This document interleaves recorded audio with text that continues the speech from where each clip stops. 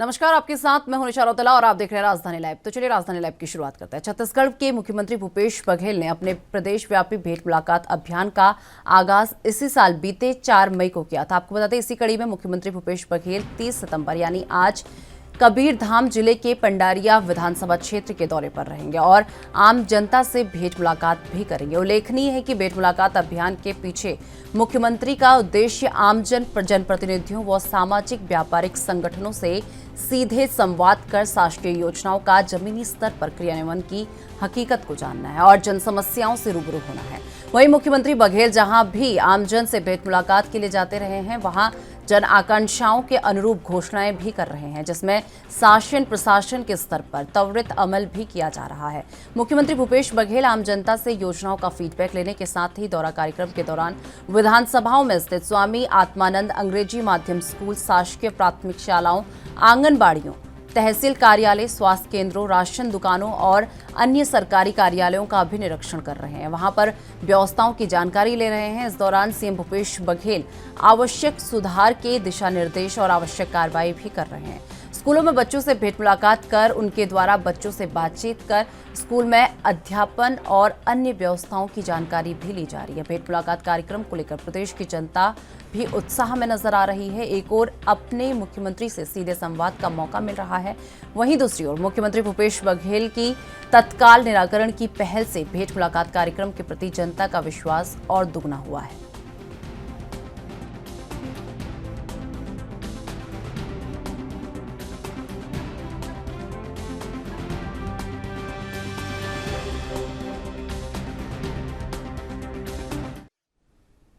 तो इस खबर पर अधिक जानकारी के लिए हमारे साथ रायपुर से हमारे संवाददाता अखिलेश तिवारी हमारे साथ जुड़ चुके हैं। अखिलेश, जिस तरीके से बात कर ली जाए, आज सीएम भूपेश बघेल लोगों से भेंट मुलाकात करने वाले हैं, तो कितने बजे तक वो ये भेंट मुलाकात कार्यक्रम कर सकते हैं और कितने लोगों की जुटने की संभावना है?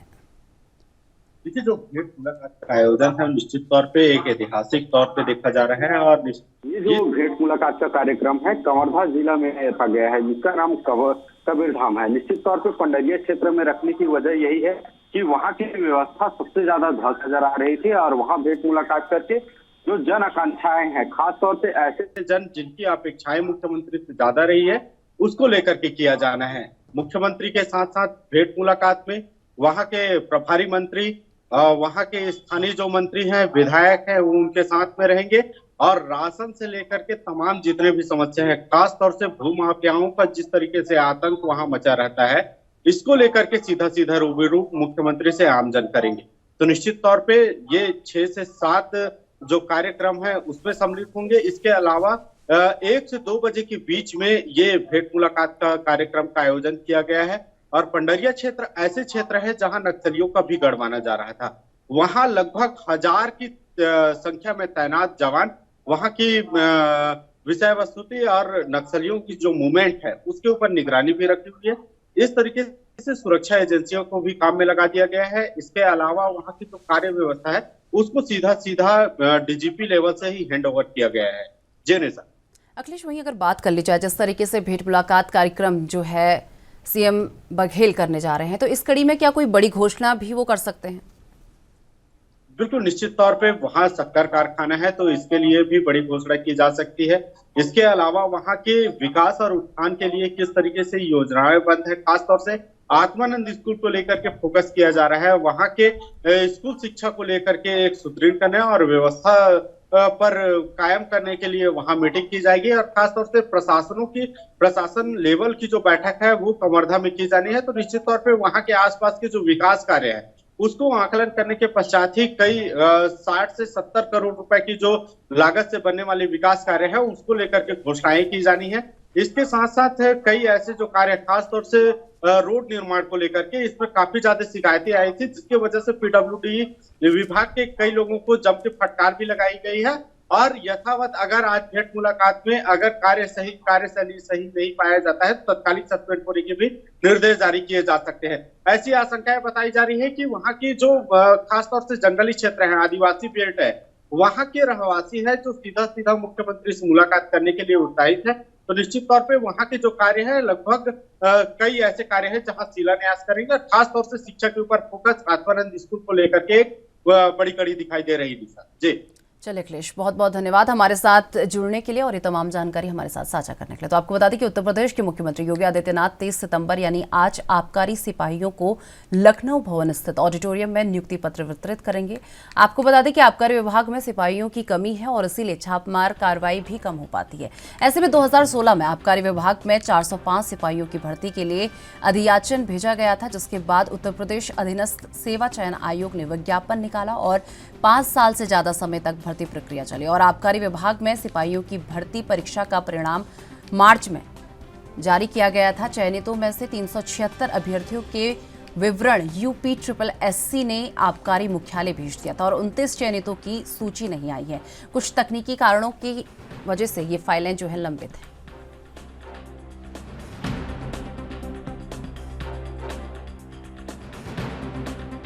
प्रदेश के मुख्यमंत्री योगी आदित्यनाथ 30 सितंबर यानी आज आबकारी सिपाहियों को लखनऊ लोक भवन स्थित ऑडिटोरियम में नियुक्ति पत्र वितरित करेंगे। आपको बता दें कि आबकारी विभाग में सिपाहियों की कमी है।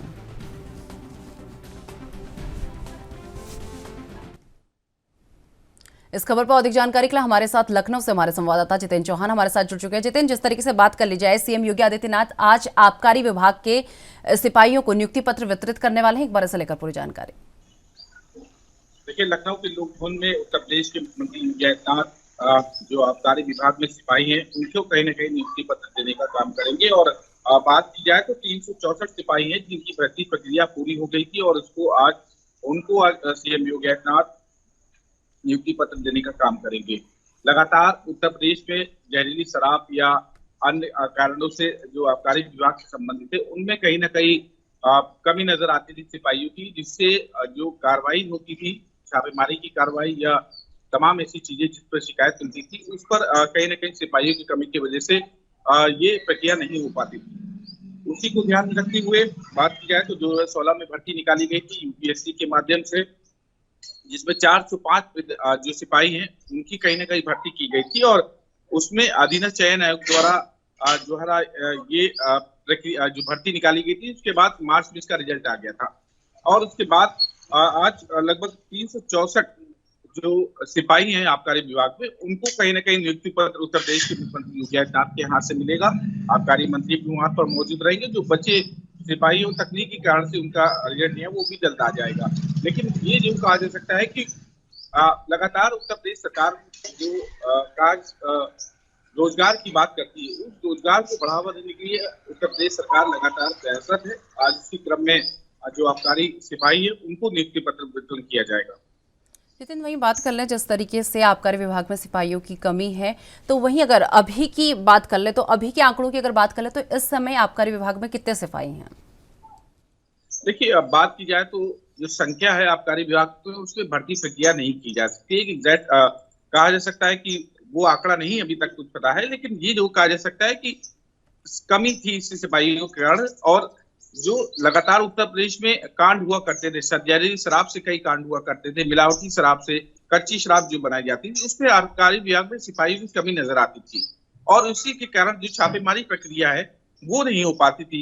उसी प्रक्रिया के तहत लगातार सरकार अब आबकारी विभाग में भर्ती कर रही है और लगातार UPSC को जिम्मेदारी दी गई थी और उसी की जिम्मेदारी देते हुए मार्च में रिजल्ट आ गया था और आज सीएम योगी आदित्यनाथ उन सिपाहियों को नियुक्ति पत्र देने का काम करेंगे। नितिन, वहीं बात कर ली जाए, क्या आज सीएम योगी आदित्यनाथ आबकारी विभाग के जो सिपाही हैं ना संबोधित कर सकते हैं? अगर संबोधित कर सकते हैं तो क्या संदेश वो इन सिपाहियों को दे सकते हैं?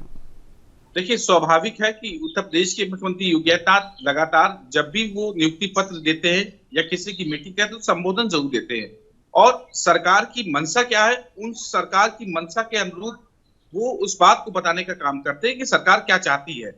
और क्योंकि जीरो टॉलरेंस की नीति को लेकर उत्तर प्रदेश के मुख्यमंत्री योगी आदित्यनाथ की सरकार चल रही है और उसी क्रम में भ्रष्टाचार से संबंधित कि किसी प्रकार का भ्रष्टाचार ना हो, उसमें भी सीख दी जाती है कि भ्रष्टाचार ना फैलाए और ऐसी तमाम चीजें जो सिपाही हो चाहे SDM हो, ऐसे कई जो पिछली सरकार में भी उन्होंने नियुक्ति पत्र बांटे तब भी उन्होंने सीख दी थी और स्वाभाविक है कि आज वो संबोधन में जरूर सीख देने का काम करेंगे। जो भर्ती प्रक्रिया पास करके आए हैं सिपाही उनको।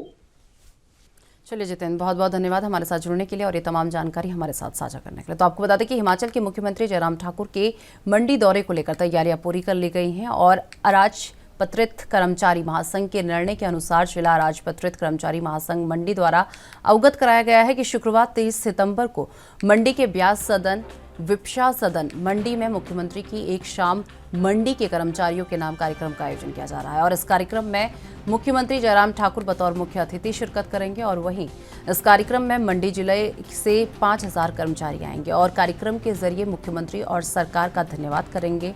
अन्य गणमान्य व्यक्तियों में वरिष्ठ अतिथि के तौर पर घनश्याम शर्मा, अश्वनी ठाकुर, राजेश शर्मा उपस्थित रहेंगे।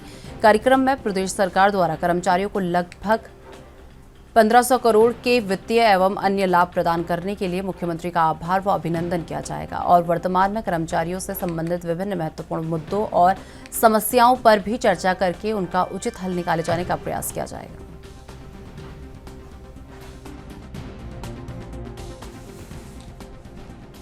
तो आपको बता दें कि हिमाचल के मुख्यमंत्री जयराम ठाकुर मंडी दौरे को लेकर उनकी पूरी तैयारियां हो चुकी हैं। अराजपत्रित कर्मचारी महासंघ के निर्णय अनुसार जिला अराजपत्रित कर्मचारी महासंघ मंडी द्वारा अवगत कराया गया कि शुक्रवार 30 सितंबर यानी आज मंडी के ब्यास सदन विपशा सदन मंडी में मुख्यमंत्री एक शाम मंडी के कार्यकर्ताओं के नाम का आयोजन किया जा रहा है और इस कार्यक्रम में मुख्यमंत्री जयराम ठाकुर बतौर मुख्य अतिथि शिरकत करने वाले हैं।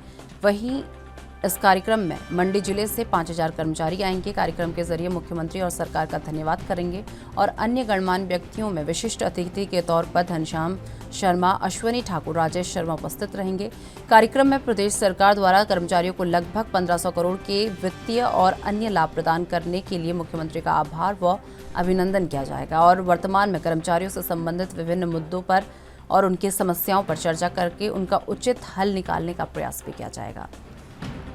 तो आपको बता दें कि आज मंडी के दौरे पर सीएम जयराम ठाकुर रहेंगे। उनके दौरे को लेकर पूरी तैयारियां कर ली गई हैं, जहां पर वो कार्यकर्ताओं के साथ बातचीत करेंगे और कार्यकर्ताओं से संबंधित महत्वपूर्ण मुद्दों पर और समस्याओं पर चर्चा की जाएगी। तो लगातार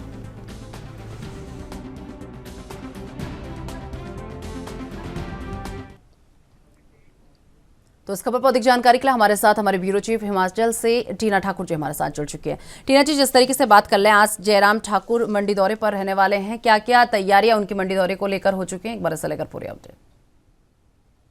देखिए, जैसे कि सभी को पता है विधानसभा चुनाव है और मंडी मुख्यमंत्री का खुद का गृह जिला है, तो ऐसे में जो ज्यादा फोकस है मुख्यमंत्री का वो मंडी पर है। पिछले दिनों भी वो मंडी पे थे, जंजैहली में थे, वहां भी उन्होंने जो है 14 विकासात्मक जो परियोजना है, विभिन्न जो शिलान्यास है, उद्घाटन है, वो किए हैं। पिछले काफी दिनों से वो विभिन्न विधानसभा क्षेत्रों के दौरे पे है, हालांकि ज्यादा उनका जो फोकस है वो मंडी पर है। ऐसे ही जो आज शाम को है, जो मंडी के जो कर्मचारी है, जो मुख्यमंत्री जयराम ठाकुर का जो धन्यवाद और आभार व्यक्त करने के लिए एक शाम मुख्यमंत्री के नाम उन्होंने रखी है। जो आज जो मुख्यमंत्री शाम को पहुंचेंगे और विपशा सदन में ये कार्यक्रम रखा गया है। इसमें जो है मुख्यमंत्री का आभार जो है कर्मचारी जताएंगे, जो अभी तक मुख्यमंत्री ने कर्मचारियों के लिए जो घोषणाएं की हैं, जो राहतें प्रदान की हैं, क्योंकि कहा जा रहा है कि एरियर की जो पहली किस्त है वो कर्मचारियों के खाते में जा चुके हैं। तो ऐसे में जो कर्मचारी है वो मुख्यमंत्री का आभार जताने जो है आज मंडी में लगभग के 5000 कर्मचारी पहुंचेंगे और जो मुख्यमंत्री का वो है आभार जताएंगे।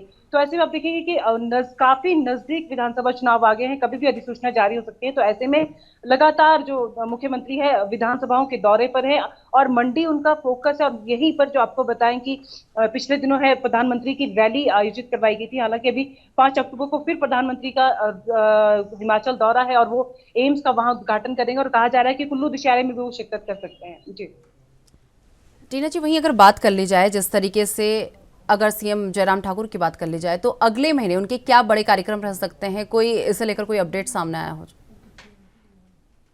देखिए, अगर मुख्यमंत्री की बात करें तो फिलहाल वो हिमाचल के जो विभिन्न विधानसभा हैं उन्हीं का वो दौरे में व्यस्त है और जो ये अभी जो पूरी की पूरी जो उनकी तैयारियां हैं, चाहे वो हिमाचल की पूरे प्रशासन की बात करें, चाहे मंडी और कुल्लू जिला प्रशासन करें, शिमला प्रशासन की बात करें, सबके सब जो लोग हैं प्रधानमंत्री की जो रैली है उसको लेकर तैयारी करें, क्योंकि 24 तारीख को जो रैली रखी गई थी उसको उसके ऊपर उसको विपक्ष अभी निशाने पर ले चुका है। तो ऐसे में आने वाले दिनों में आप देखेंगे कि जो भाजपा है और सरकार है, दोनों मिलकर जो है यहाँ पे जो विभिन्न जो रैलीज है, विभिन्न जो बड़े कार्यक्रम है केंद्रीय नेताओं की, वो आयोजित करवा रही है। हालांकि विपक्ष ने इसी चीज पे निशाना साधा, क्योंकि मुख्यमंत्री जो है अभी जो हिमाचल का जो 75 साल है स्थापना के अस्तित्व में आने के और आजादी का जो अमृत महोत्सव है वो यहाँ पे मना रहे हैं, उसी को लेकर जो है विभिन्न कार्यक्रमों में वो शिरकत कर रहे हैं, हर विधानसभाओं का वो दौरा कर रहे हैं। तो ऐसे में विपक्ष ने जो है वो एक चुनाव आयोग को एक शिकायत भी सौंपी है कि ये जो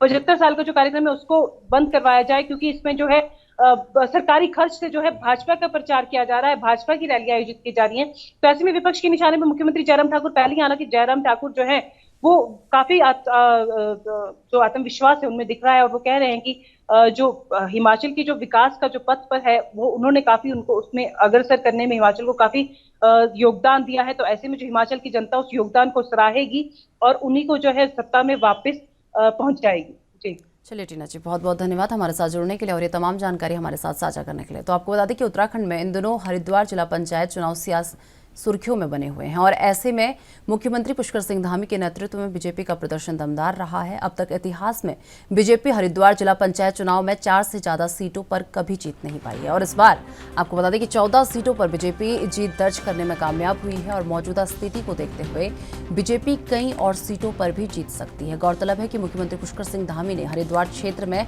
पिछले कुछ समय में कई दौरे किए हैं और स्थानीय जनता ने मुख्यमंत्री की मेहनत और काम को सराहते हुए उन्हें ये उपहार दिया है। इसके साथ ही जनता ने मुख्यमंत्री धामी के काम और उनकी नीतियों पर भी मुहर लगाई। इधर पंचायत चुनाव में हरिद्वार ग्रामीण सीट से पूर्व सीएम हरीश रावत और उनकी बेटी कुछ खास नहीं कर पाई हैं। विधायक अनुपमा रावत के क्षेत्र से चारों सीटों पर कांग्रेस पूरी तरीके से हारी है और सबसे अधिक सीट पूर्व कैबिनेट मंत्री स्वामी यतीश्वरानंद के क्षेत्र से मिली है और यहां 7 सीटों पर रिकॉर्ड तोड़ जीत मिली है। उधर लश्कर में भी बीजेपी ने 3 सीट जीती है। यहां एक सीट से कांग्रेस के संजय सैनी को जीत मिली है, जबकि रानीपुर की दोनों सीटों पर बीजेपी के विजय प्रताप की हैं और रानीपुर से चमन चौहान अपनी पत्नी को जीत दिलाने में कामयाब हो गए हैं। औरंगाबाद से भी बीजेपी ने जीत दर्ज की है।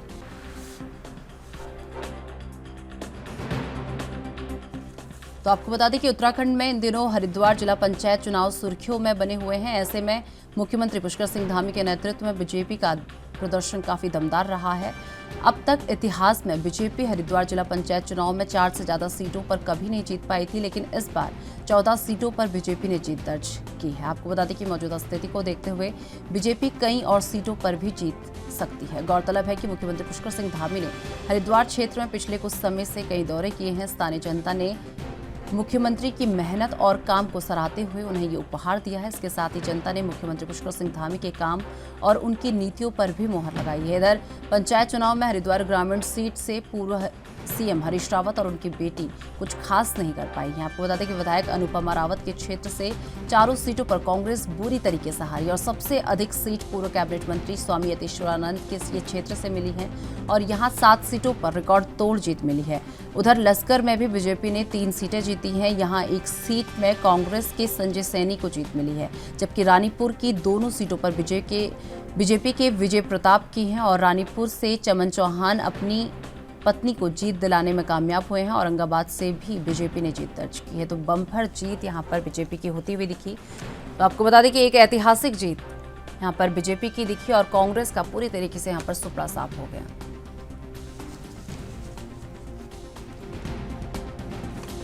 उत्तराखंड में इन दिनों हरिद्वार जिला पंचायत सियासी सुर्खियों में बने हैं। ऐसे में आपको बता दें कि मुख्यमंत्री धामी के नेतृत्व में बीजेपी का प्रदर्शन काफी दमदार रहा है और इस इतिहास में अब तक के इतिहास में अगर आपको बता दें कि बीजेपी हरिद्वार पंचायत चुनाव में 4 में से ज्यादा सीटें अभी तक नहीं जीत पाई थी, लेकिन इस बार 14 सीटों पर बीजेपी ने जीत जो है दर्ज करने में बीजेपी कामयाब रही है। मौजूदा स्थिति को देखते हुए बीजेपी कई और सीटों पर भी जीत सकती है और गौरतलब है कि मुख्यमंत्री पुष्कर सिंह धामी ने हरिद्वार क्षेत्र में पिछले कुछ समय में कई दौरे किए हैं। स्थानीय जनता से मुख्यमंत्री की मेहनत और काम को सराहते हुए ये उपहार स्थानीय जनता ने सीएम धामी को दिया है। इसके साथ ही आपको बता दें कि जनता ने मुख्यमंत्री धामी के काम और उनकी नीतियों पर भी मुहर लगा दी है। इधर पंचायत चुनाव में हरिद्वार ग्रामीण सीट से पूर्व सीएम हरीश रावत और उनकी बेटी कुछ अच्छा खास नहीं कर पाई हैं और विधायक अनुपमा रावत के क्षेत्र से चारों सीटों पर कांग्रेस बुरी तरीके से हारी है। सबसे अधिक सीट पूर्व कैबिनेट मंत्री स्वामी यतीश्वरानंद के क्षेत्र से मिली है और यहां 7 सीट पर रिकॉर्ड तोड़ जीत मिली। उधर लश्कर में भी बीजेपी ने 3 सीट जीती हैं। यहां एक सीट से कांग्रेस के संजय सैनी को जीत मिली है, जबकि रानीपुर की दोनों सीटों पर बीजेपी ने विजय प्राप्त की है और रानीपुर से चमन चौहान अपनी पत्नी को जीत दिलाने में कामयाब हो गए हैं और औरंगाबाद से भी बीजेपी ने जीत दर्ज कर ली है।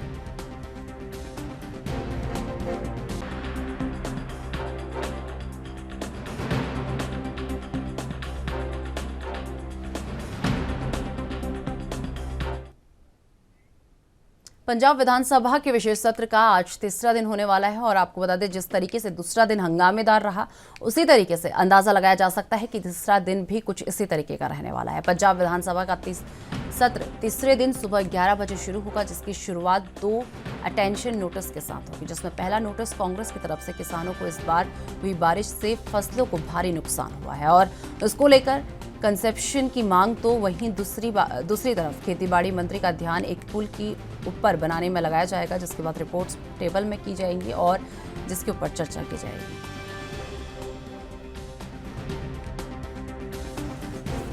तो आपको बता दें कि पंजाब विधानसभा सत्र का आज तीसरा दिन है और काफ़ी हंगामेदार ही रह सकता है। जिस तरीके से दूसरा दिन काफ़ी हंगामेदार रहा, वैसे ही आज तीसरा दिन भी काफ़ी हंगामेदार रह सकता है। आपको बता दें कि पंजाब विधानसभा का सत्र तीसरे दिन सुबह 11 बजे शुरू होगा और जिसकी शुरुआत 2 अटेंशन नोटिस के साथ होगी। इसमें पहला नोटिस कांग्रेस की तरफ से किसानों को इस बार हुई बारिश में फसलों को भारी नुकसान से हुआ है और उसको लेकर कंसेप्शन की मांग भी की गई है।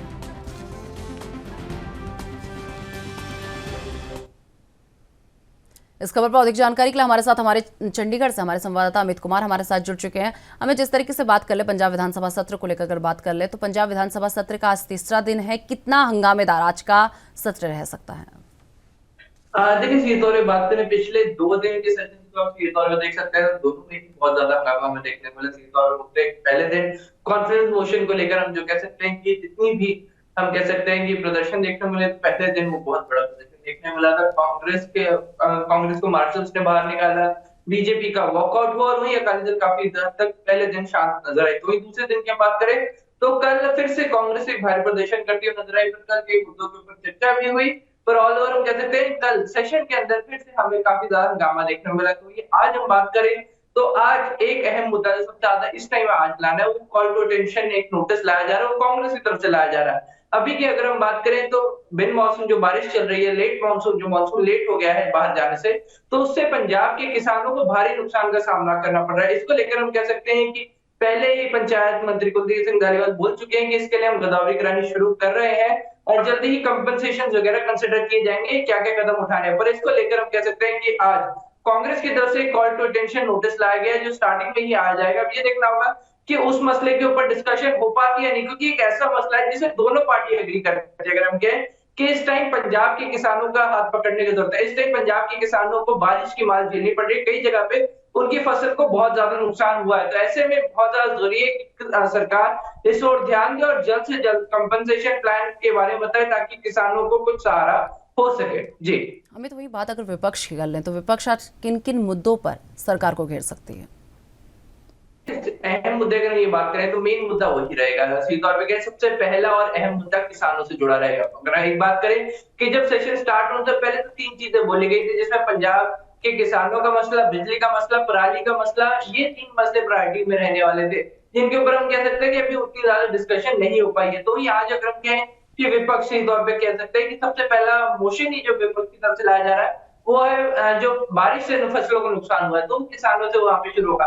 तो इसमें ये देखना होगा कि क्या इस पे सरकार उनका समर्थन करती है, क्या सरकार इस मसले को एक्सेप्ट करती है और इसके ऊपर डिस्कशन होती है। कहीं ना कहीं इनके ऊपर डिस्कस करने की जरूरत है। तो इसके अलावा अगर हम कहें कि 2 कॉल टू अटेंशन नोटिस के अलावा अगर हम बात करें तो उसके बाद फिर लेजिस्लेटिव बिजनेस की बात होनी है, जिसमें हम कह सकते हैं कि ऑडिट रिपोर्ट सबमिट होनी है, वो टेबल की जाएंगी, जिसमें सभी विधायक जितने भी अलग अलग डिपार्टमेंट्स हैं उनकी रिपोर्ट्स के ऊपर गो थ्रू किए जाएंगे। जी अमित, वही बात कर ले, जिस तरीके से अभी तक 2 विधानसभा सत्र हो चुके हैं, तो इन 2 विधानसभा सत्र में अभी तक किन किन मुद्दों की सबसे ज्यादा गूंज रही है? देखिए अगर हम बात करें कि सबसे पहले दिन की अगर हम बात करें तो जो अगर हम कह सकते हैं कमेटी की बैठक बुला के सीधे कॉन्फिडेंस मोशन सबसे पहले लाया गया, वो पहला दिन अगर हम कहें उसी में निकल गया। अगर हम कहें कि ऑल ओवर जितना भी प्रदर्शन बवाल विधानसभा के वो सिर्फ प्रदर्शन के दिन पहले पे सीमित रहा। तो वही दूसरे दिन के हम कहें तो कल भी जो पंजाब के अलग-अलग मुद्दे चाहे अदालती से ले या बाकी के जो की मुद्दे हैं, उनके ऊपर जहाँ कल अगर हम कहें कि स्कॉलरशिप का मुद्दा जो कल उठना था, एससी स्कॉलरशिप का मसला, उसको लेके कल काफी ज़्यादा डिस्कशन होनी थी। उसके बाद जो अगर हम कहें स्टूडेंट्स की डिग्रियां रोकी जा रही है, उसको लेके पराली के मसले को लेकर इन सभी चीजों को लेकर अगर हम कहें कि कल डिस्कशन हुई। आज अगर हम कह सकते हैं कि कई की फैक्टर्स रहने वाले हैं। अब कहीं कॉल पोटेंशियल क्वेश्चन है, उसके बाद रिपोर्ट स्टेबल होनी है। रिपोर्ट्स में ये होगा कि पंजाब सरकार ने कितना अपना बजट यूटिलाइज किया, कितना यूटिलाइजेशन होना है, कितना क्या पेंडिंग, उन सब चीजों के ऊपर आज डिस्कशंस होंगी। तो देख सकते हैं ये तीनों ही दिन अगर हम कहें कि पहले 2 दिन तो भारी प्रदर्शन देखने वाले, पर देखते हैं कि क्या आज शांतिपूर्ण तरीके से आज का सेशन निकलता है, क्योंकि आज विपक्ष ही एक टॉपिक ला रहा है किसानों के फेवर वाला। तो क्या उसके ऊपर डिस्कशन आज होती है या फिर नहीं, ये एक बड़ा सवाल है। अमित, विधानसभा सत्र को लेकर रिएक्शंस अगर विपक्ष का हो चाहे सरकार की तरफ से हो, एक बार रिएक्शंस को लेकर पूरी जानकारी। देखिए सरकार की तरफ से तो इसी तौर पे बार-बार ये कहा जा रहा है कि विपक्ष सिर्फ और सिर्फ प्रदर्शन कर रहा है। हमने सदन इसलिए बुलाया है, जो सरकार कह रही है कि हम पंजाब के लोगों की बात कर सकें, पंजाब की दिक्कत परेशानियों का हल निकाल सके। पर विपक्ष किसी भी तरह का हल निकालने की जगह प्रदर्शन करने में ज्यादा है। वो अपने आप को प्रदर्शन करके लोगों के बीच में अपने आप को जताना चाहते हैं। तो वही विपक्ष बार-बार ये कहता है कि इस बार का सेशन सिर्फ और सिर्फ पंजाब सरकार ने अपनी पॉलिटिकल पावर दिखाने के लिए बुलाया गया है कि आज से पंजाब के लोगों का इनसे कोई डेवलपमेंट या कोई फायदा नहीं हुआ। अगर हम बीजेपी की बात कर ले चाहे अकाली दल की बात करें, हर कोई इस बार के पंजाब विधानसभा के सेशन को सिर्फ एक पावर प्ले के तौर पे देख रहा है। चलिए अमित, बहुत बहुत धन्यवाद हमारे साथ जुड़ने के लिए और ये तमाम जानकारी हमारे साथ साझा करने के लिए। तो फिलहाल मेरे साथ राजधानी लाइव में इतना ही। देश दुनिया की तमाम बड़ी खबरों के लिए देखते रहिए एएनबी न्यूज़। नमस्कार।